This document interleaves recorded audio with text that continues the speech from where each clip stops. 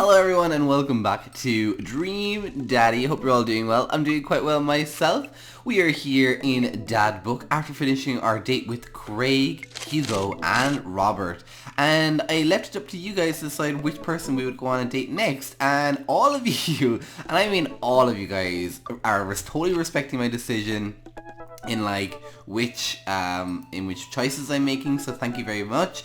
But all of you guys really don't like Joseph at all, and I guess it's just because he's married and because he has his own drama to deal with. I mean, if he was a single Pringle, by all means I'd pursue him because he does seem like a nice enough person, although with a bit of issues himself. But the fact that he has this whole thing with Mary and that, I just don't want to be the one that causes their family to get in, So we're going to go with Damien because a lot of you, the vast majority of you, even on Twitter, were saying, date Damien, date Damien, date Damien. And even Dylan was saying, Damien's pretty cute. So we're going to date Damien and see how this goes. Because I did really well with Craig, and of all of them so far, Craig is one I've matched with the most. Hugo and Robert we matched with equally. So let's go ahead and see what Damien likes. So how do you do? I've finally decided to join this information superhighway. I'm not entirely sure how this works and will try my best to understand. I love long strolls through graveyards and spending time with my son. If you would ever like to chat about the latest in Victorian fashion and the inevitability of our own demise or black cats, please send me a letter. On Friday nights, you're most likely to listen to my true crime podcast while my taxidermy my newest specimens. If you had one day to take with you onto a desert island, what would it be? A coffin. What are your turns on? Pronouncing bosom correctly. What did you want to be when you grew up? A bat? What's your favourite movie genre? Foreign, art house, horror? What's your ideal date? It's night. We are at an industrial dark wave club in Berlin. The music drums to the beat of our hearts. Ooh, that's kind of cute. What do you never leave home without? An upside down cross. Well, I don't know if you have one right now. I spent a lot of time thinking about mortality salience. Okay, let's message Damien and see how we get on. I mean, we might as well. It's not going to cancel anything, so... Damien seemed really interesting. A little odd, but interesting. I think I should hang out with him to get to know him a little better. And now we get to Damien's dad book page and type out a message. Hey dude, you seem cool. We should hang out sometime. I sit there for a minute before I see that Damien is typing. Oh, he didn't leave us on read. Then he keeps typing. And typing. Man, is this guy writing a novel? I leave the computer to make coffee. He's still typing. I bet you he just typed one letter or something and then he went away and came back. Delphron, I must confess my excitement to be receiving your kind of letter, for as you see, I do find myself available to enjoy your company. I must ask for your forgiveness, however, as I do believe our first meeting did not paint me in a gentlemanly manner as I would have liked. I would be highly flattered to enjoy your companionship at my residence for an afternoon tea and a stroll around my garden. Should it please you, till then, adieu. Yours humble, D. Bloodmarch. I stare at the screen and reread the letter several more times. Hey Amanda, can you help me with something? Dad, for the last time and not popping your back pimples. Ew, I don't have back pimples. No. Can you interpret this for me? I turn the computer to Amanda and she squints at Damien's message. I just don't understand NetSpeak. Is this how you kids communicate with each other now? Oh, totally. This is the hot new thing. See, Dad? Kids get over saying lol and LMAO or whatever and decide that they need to do is bring back whatever was in... I missed that bit. So what do? Where's your pen and quill? What? Did you forget to unpack the pen and quill, Dad? You know how we address the Hobbleman in regards to your upcoming Deputon ball. Okay, now you're messing with me. Father, without a proper chaperone, you'll never end up with a suitor worthy of our land. Or dowry. Or... So you read Pride Prejudice for school one time and now you're reciting things you know about it to me back, aren't you? The first 5 pages, and I read a preview of the movie. Still gotta be, though. Great. So what do I say to Damien? I got this. Mana reaches over and types through the keyboard. Sure thing, dude. Regards, Delphron. Mana hits send and smiles at me. Well, I suppose that's that. Oh. I make a short walk over to Damien's house, and well, you can't really call it a house, it's more of a manor. Estate, the Gothic archer looms above the other homes in the cul-de-sac. Well, at least we know about eating vegetarian. I walk past a couple of gargoyles guarding the front door and look around for a doorbell. Doesn't seem to be one. Oh yeah, because you have to knock. I pull the large, ordinary caravat head door knocker back, and hollow sound echoes through the house as I strike it against the door. I wait 7 moments before the door slowly creaks open. It's a little creepy, but I enter the home and take a few steps into the foyer, noting the oil portraits of whom I assume are dead relatives hanging on the wall. Oh wow, this one looks really like Damien, doesn't it? Oh, he has like a lot of skulls. Oh, that would freak me out. No, no, no, no, no, no, no, no, no, no, no, no, no, no. This is like what Dylan would like organize for a murder mystery. As I'm wearing them, the front door slams shut behind me. Hello? Silence. An eye lamp flickers away in the corner, dimly casting ominous shadows against the wall. Why do I feel like all the people in these paintings are staring straight at me? Why is it so cold in here? Where's Damien? Delphron, pleasure to have you in my home. I look up and see Damien standing at the top of a majestic staircase, walking, holding a candle holder. Damien, why are you so extra? What's with the door slamming shut? Oh, sorry, there was a draft. And the door creaking open when I knocked? I accidentally left the door unlocked. And the creepy oil paintings? I like oil paintings. Right. Right. Please, let me show you around. Okay. I guess. Damien leads me around his house, showcasing his parlour, sitting room, auxiliary sitting room, and parlour again for some reason. This is one of the older hubs on the block, yes, but nowhere near as old as the architecture might suggest. Through extensive renovations, I've been able to craft a residence that is both historically accurate to the Victorian period and equipped with the amenities of a modern dwelling. We all pass the door covered in bumper stickers, caution tape, and a black parade poster. Did they listen to My Chemical Romance in the Victorian era? That's my son's room. You know how rebellious teenage years are. Onward, onward, there's more to see. We reach the door at the end of the hallway that Damien opens with a flourish. Oh, it's a butterfly room! And this is the library. The sunlight streams in from floor to ceiling arched windows. The walls are lined with packed bookshelves and even books scattered over the period appropriate furniture. Damien is clearly really proud of this room. I'm gonna look at the butterflies, because I do like butterflies, even though they're taxidermied, I do love them. Oh, he liked that. I walked to the glass display and pinned bugs on the wall. It's pretty impressive. Nice bugs. I pinned them all myself. Maybe I could show you how sometime. I'm concerned I would stick a pin right through my finger. The pinner's gambit. Is that a thing? No. Let's pick up a book. You know, Delphron, in the Victorian era there was some controversy surrounding reading. Many people thought the mortuary novels would discourage youth into a life of crime and would cause too much of a distraction from work and school. I pulled out a book at random and examined the worn cover. Opening it, I turned to a random page and read aloud. Naruto struggled against the chains that Sasuke had bound him with him. Shirtless and out of breath, he looked up at Sasuke. Sasuke smiled, unbuttoning his ninja pants. Oh my. Okay, I think that's enough. David snaps the bookshelf and puts it back on the shelf. That's a rare book from my private collection. You're into manga? Will we look at the window? Ooh, let's do it! Oh, he did like it. Okay. I walk to the window and I'm greeted by a beautiful view of Damien's backyard. It showcases a beautiful view of the rest of the cul-de-sac. Hey, I can see Craig on his lawn. He's doing push-ups with his daughters on his back. Damn. He sees me and waves happily, doing push-ups with one hand now. Damn. Did I know that Victorians spend at least 20 hours a week gazing longingly out of the full-length windows? Wait, really? No. But Victorians did appreciate telling a good joke. Please, will you join me for tea? Okay. Follow Damien to the sitting room where finger foods have already been set out upon a beautiful tiered silver tray. I take a seat on one of the high back chairs as Damien pours and serves me some tea. I can't believe we're having high tea. I never even thought I'd get to do this. Damien smiles to himself. What? It's a common misconception that high tea refers to the wealth or class of people enjoying it, when in fact the high refers to both the latter time of day that the working class had to enjoy tea and the height of the tables on which they were served. Oh. My dear friend, we're currently enjoying afternoon tea. That's informative. Damien takes a seat next to me and serves me a tiny sandwich. I don't want to say there's a lot of goths because I feel like it's kind of insulting.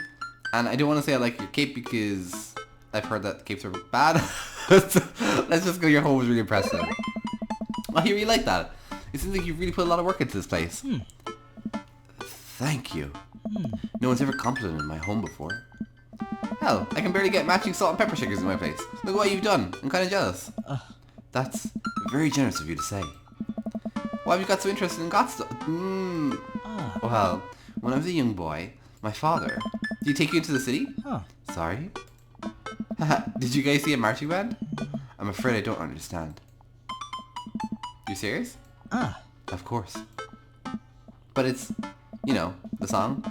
I'm animated and listen to it. Seriously? I'd love to see a marching band. Nevertheless, I've always had a love for art, history and fashion.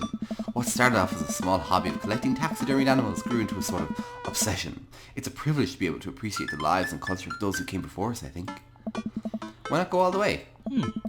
I like not dying when I catch a cold. He takes a sip of tea. I can acknowledge that there are many very terrible things about the Victorian era, and try to live a life that strictly aligns with those ideals would be admittedly horrid. But I think it takes a critical mind to truly appreciate something to the fullest, to be consignant of its flaws and love at the same time. I pronounced that word wrong. Tell me, Delphron, do you have any hobbies? Oh man, I do, but I don't know if I care about anything the way you care about this stuff. Well, I'd love to hear about your interests. Hearing someone talk about their things that they're passionate about is intriguing and quite honestly rather attractive. Please, do tell me about your hobbies. Quick, sound sophisticated. Soap making videos on the internet. I love watching word jumbles. I learned to juggle ones. I actually do like watching videos like this on the internet, so I'm going to say this. Soap is an important advancement in modern society. Getting rid of germs and stuff, I would say that people who make soap are true heroes. To watch them work is an honour. I tried making some with Amanda once, and we both had to go to the doctor for the rashes, which I guess goes to show that we should leave it to the professionals. We finished our tea and finger sandwiches. Come, I have one more thing to show you. I guess he didn't really like that. Oh wow! Damien takes me around the back of his home where a variety of flowers flourish, a beautiful landscape rose. A small stone path weaves it through it, and butterflies flit lazily through the air. I mean, Damien could have the house. If I marry Damien, I'm moving my bed out here. My garden. Oh, we're definitely... It's beautiful. Thank you. Victorians took flowers and floral arrangements very seriously. You see, it was considered uncouth to discuss personal and romantic relationships in public, so lovers and friends alike would use bouquets to send secret messages to each other. Each flower and plant is symbolic of different feelings. Even more interesting is that one flower could mean different things depending on the other plants it was paired with. One had to be extremely careful, as even the style in which the ribbon was tied around the bouquet affected the message. Damon leans down and plucks a gorgeous bright orange flower off a vine. Lilium bulbiferum, the orange lily. What do you think this one means?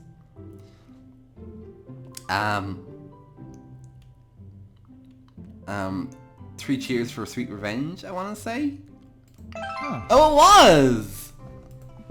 The orange lily is actually a symbol of pure hatred. Well, and that's precisely why the flower arrangement is so challenging. What's your favourite type of flower? I actually do like snapdragons or honeysuckles, so I'm going to say snapdragons. Because they're cute, and you can do that thing where you squeeze them so they look like they're talking. What a lovely choice. He did like that. I'll have to remember that when putting together a bouquet for you.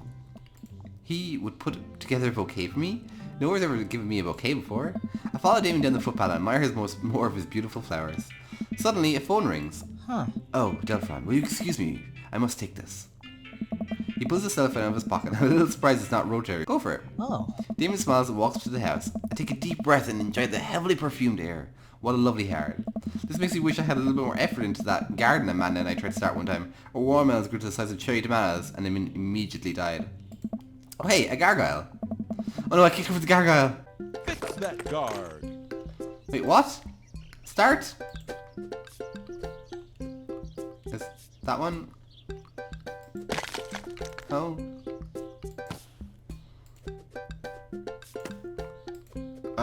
There we go. No?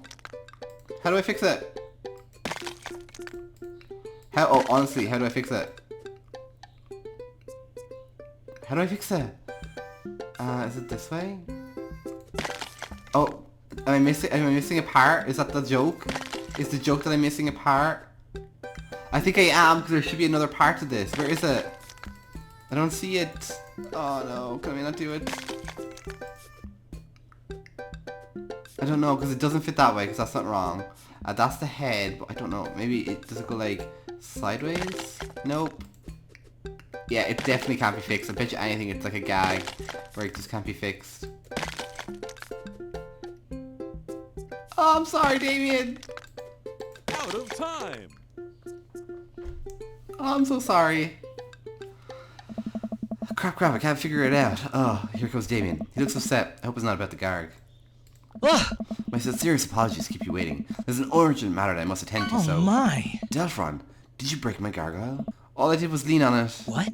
I just had it installed last week. No, Mar. I suppose it'll give you a chance to work on my masonry skills. Now, if you'll excuse me, I'm afraid I must take my leave. That's no problem, dude. Everything alright? Everything's perfectly fine, but, it's Lucien. What's wrong? He appears to have, well, his teacher needs me to come to school, post haste. Do you need help? Oh no, you don't have to. Let me come with you. Us dads gotta stick together. You're right. This one's of Lucia's more elaborate stunts. I would greatly treasure having another parent by my side. Let's go. Oh, Hugo! Oh, Hugo. It's awkward. We're on a date. After you wanted us, we want a second date. Sorry. Damien and I walk into the school and are immediately greeted by an anxious-looking Hugo. Hey, Damien. You're here in record time. I wouldn't miss it for the world, dear friend. Wow, whatever it is, it doesn't seem like it's Hugo and Damien's first time to my kids are in trouble rodeo. What's it this time? Oh. This, Damien, you have to see to believe. Damien and I fall into step behind Hugo, who leads us through the busy corridors of school. We pass by several classes in session, and I vaguely wonder if Amanda's around. Hugo eventually ushers us into a small boiler room with a flight of rickety stairs leading into darkness. Watch your step. I can hear faint voices drifting up from the basement, and they don't sound happy. As I enter the depths of the school, I recall the antics I got into by the angsty middle schooler. At least I had enough sense to stay out of the creepy basements. We found our teacher in the boiler room tucked away in the back of the basement. With him are Lucien and Ernest, Hugo's son. Lucien has a bloody nose. Thanks for coming. I couldn't make heads or tails of this. I look around the scene in the crime and see a bunch of bricks and some masonry tools scattered around. What happened here? Ernest punched me. Oh. Ernest. Lucien tried to kill me. What? The room falls silent. I was not trying to kill you, dumbass. I was trying to build a brick wall around you to see what would happen. You promised me there was wine down here. You tricked me. Whoa. Wait a second. Lucien, did you try to cast of Amantata? What? And are confirming or denying that? I turned to Damien and whispered to him. What's, the cask of Amontillado? It's a classic Edgar Allan Poe short story where a man gets his enemy drunk, lures him down to a cellar with the promise of wine of a fine vintage, and then buries him alive behind a brick wall. It's a lovely story. So wait, Lucien, you tried to do that to him? I was curious to see how it would turn out. It wasn't actually going to leave him there. What was the thought process here?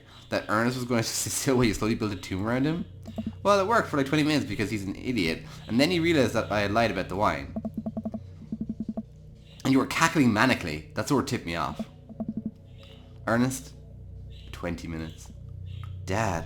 Whoa. It took you 20 minutes? Son, we just did an entire 2-week unit of the Casavarta. It took you 20 minutes to realize Lucien was leading you into elaborate ruse. Did you even read the story? I read the first 5 pages. Then I read a review of the movie. Sweet man, Only 5 pages long and there is no movie. Ha, yeah, you're right. I paid Lucien to read it for me. Actually, he didn't even pay me. So when you think about it, this is him teaching me teaching him a lesson. Damien and Hugo both have their heads in their hands. You guys are always telling me to engage in the literature, and I did. Don't see a problem here. Alright, I'm filing this under what the hell. Don't do whatever that was again. You two are both suspended for a week. Ernest and Lucien high five. Teacher starts to stomp up the stairs. Hugo, I'll cover your class. Take your son home. Mr. Bloodmarsh, you too. Thank you for your mediation. We all head up the stairs and out of the school in intense silence. I guess Ernest and Lucien are kind of those kids that really need that little bit extra attention and help. I feel like maybe they just feel a little bit lost. Lucien, Damien and I pile into my car and begin to drive home. Lucien immediately puts his hood up and stares out the window angrily. I'm not going to therapy again. I know, son. It's entirely up to you whether or not you want to go. But I care about you, and I can see that you're struggling. So if you do decide that you would like to speak to a professional about your feelings, we can do that too. Maybe you could spend this next week looking for a summer job, I know how much you want your own car. Can't believe Damien's keeping in school. I'm impressed. Fine. Thanks for not freaking out too hard. I love you, son. Lucien continues to stare out the window. Love you too. That's so cute! We spend the rest of the drive in relative silence. No, we pull into the driveway. Lucien hops out of the car, slams the door and runs inside. I didn't expect to have that conversation in front of you. He and I have a lot we need to work out.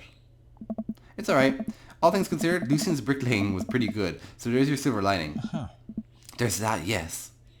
He's probably just going through a phase. I really admire how you handle that. Yeah, let's say we really admire that. You were a lot more diplomatic with him than I would have been. I just want to know what's best for him, and I don't think yelling at him would do us any of us any failures. It really does. You're a good dad. See you around soon. It would be my honour and my pleasure. Damien bows with a flourish. Classy. I came home to find Amanda curled up on the couch with a blanket watching TV. I plopped down next to her. Yo! What you watching? Tiny House Hunting Brothers, Extreme Edition. I hate this show. The couples on screen bickers back and forth while standing in an extremely small house made of recycled bottles. The Tiny House Hunting Brothers watched them with bemused expressions, both of their heads touching the low ceiling. I told you I wanted a two-bath, shabby chic cottage. This house doesn't even have a bathroom. But honey, the outhouse is only 20 yards away. It's not that bad. I am not pooping outside, Greg. Why didn't they just get a regular sized house? I don't know. How'd afternoon tea go? It got strange. We had to go to the school to pick up Lucien, since he lured Ernest down to the cellar with the promise of fine vintage and tried to break him into a wall, right? How do you know that? Has everyone read the story except for me? Lucien live streamed the entire thing. Oh my gosh. This entire day is beyond me. But otherwise it was a fun day. The Damien guy is a character, but he's really good company and surprisingly diplomatic dad. Yeah, I'm actually very surprised about him. I dig his style. You know what? Me too. I mean, let's just see how we got on with Damien.